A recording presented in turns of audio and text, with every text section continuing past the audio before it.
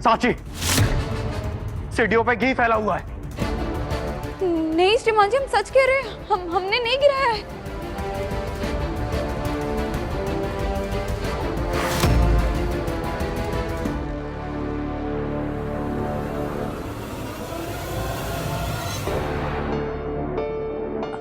हाँ, ये तो घी है।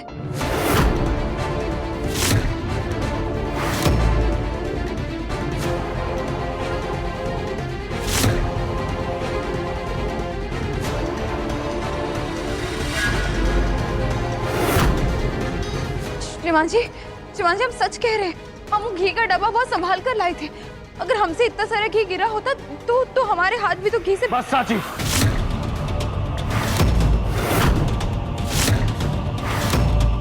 घी का डब्बा तुम्हारे हाथ में था और घी सीढ़ियों पर फैला है और इसी पर पायल फिसली थी। और अब क्या सुनना बाकी है? लेकिन श्रीमान जी हम सच कह रहे हैं, हमें बिल्कुल भी पता नहीं चला कि कब गिरा। हम ऐसा काहे करेंगे, हम जानते हैं कि पायल जी पेट से है।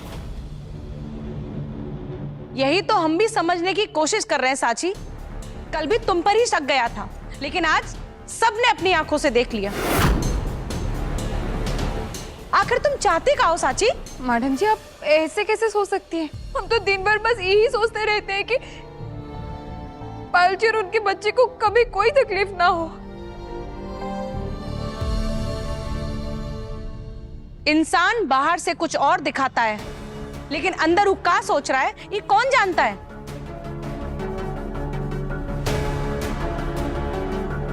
कल रात को पायल की बात को सबने बुरा सपना समझकर टाल दिया, लेकिन आज तुम्हारी लापरवाही ने उस शक को यकीन में बदल दिया। सच बताओ साची, पायल और शौर्य का बच्चा इस दुनिया में आ जाएगा तो तुम्हारा हक बट जाएगा।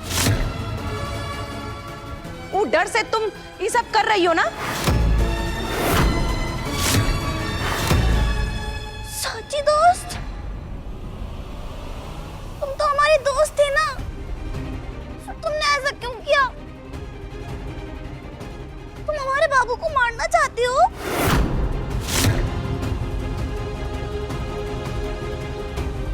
कल रात को भी तुम रूम में आई थी और हमारा गला दबाया था।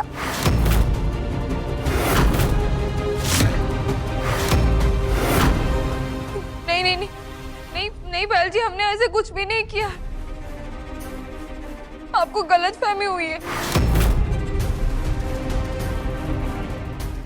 श्रीमान जी, आप तो जानते हैं ना, हम पायल जी और उनके बच्चे को चोट पहुंचाने के बारे में कभी सोच भी नहीं सकते।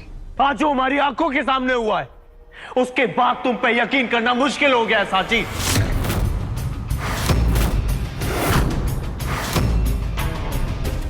और अब कल जो पायल के साथ हुआ था, उस पर भी सवाल उठने लगे हैं।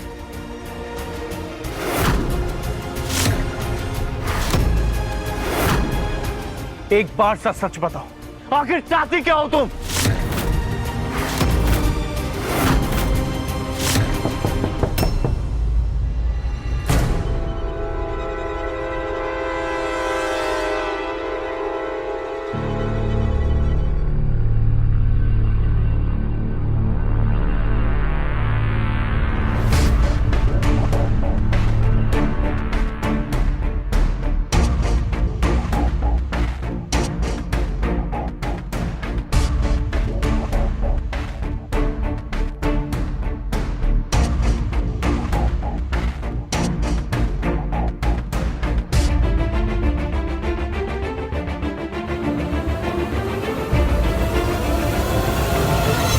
घबराने की कोई जरूरत नहीं है। फिलहाल माँ और बच्चा दोनों ठीक है,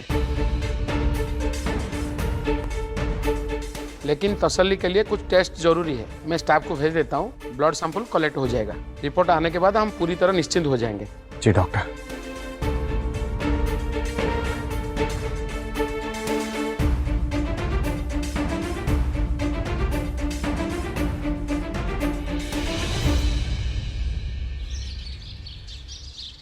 गौरी, और कितना टाइम लोगी खाना बनाने में? जरा हाथ तेज चलाओ। हमें भी खाना बनाना है यश जी के लिए। इतने साल साथ रही हो, इतना तो जानती होगी उन्हें खाने का इंतजार बिल्कुल भी पसंद नहीं। बस